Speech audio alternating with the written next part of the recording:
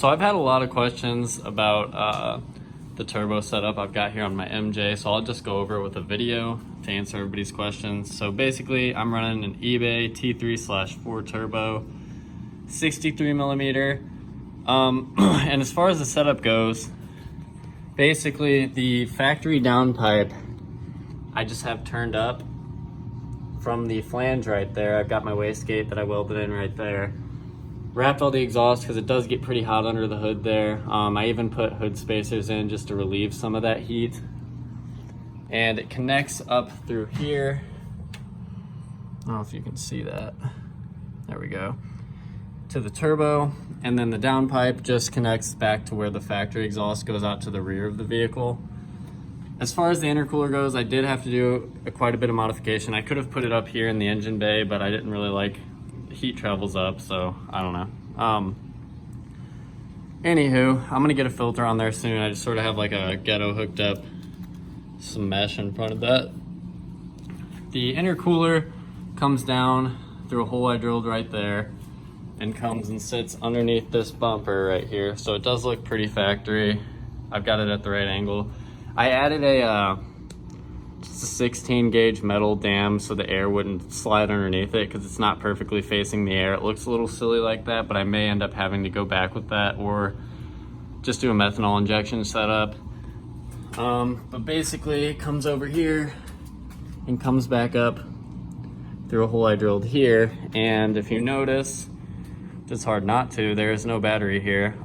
So if you want to do a setup similar to mine, you'd have to figure out a different way, because I did relocate the batteries. And then it goes up. Here's my blow-off valve, and it just goes back into the intake.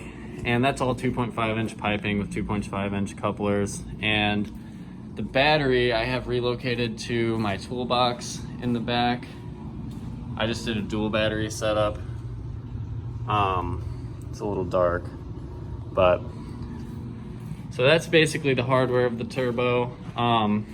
If you have a 96 and up Jeep, you can actually use HP tuners with it instead of getting like a standalone ECU system. So I've got HP tuners hooked up. I actually have it. I have it sort of somewhat hardwired in here, if I can find it.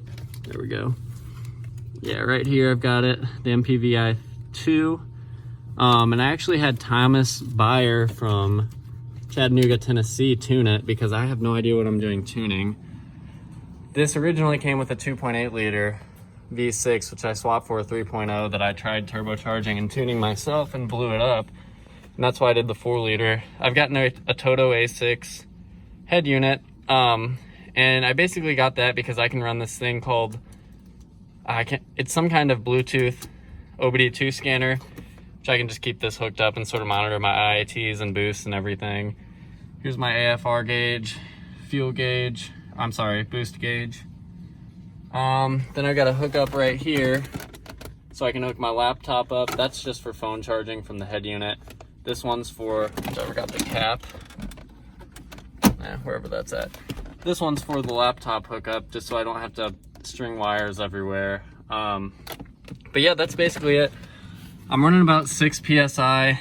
I'm assuming with probably getting around 200 horsepower to the rear, just with it's got 35s and 410 gearing in it. So I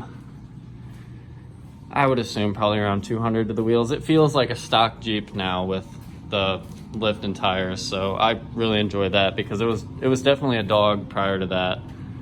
So yeah, that's just a basic walk around of everything going on here in the Jeep. So yeah, let me know if you have any other questions, but it's not too bad to do if you're interested in doing the turbo setup. I probably had been for about 5 years. I just never really got around to doing it. It was sort of intimidating, and especially after I blew my 3.4 liter, I spent like $6,000 on it. I wanted to have like an odd motor with a turbo, but yep, we ended up with the 4 liter. It's out of a 96, has the X15, OBD2, all that jazz. And then since I do have the turbo so close up here, I went ahead and tried to protect everything with this heat protectant as much as I can. Even some of the ECU wires down there wrapped up. Oh, here's my manual boost controller right inside of there, which I adjusted down to 6 PSI. This thing was pushing around 10 to 12, which is not good for a stock motor. I don't have anything done to the motor, or engine rather. But future plans, I'd like to do a 4.6 or 4.7 liter stroker.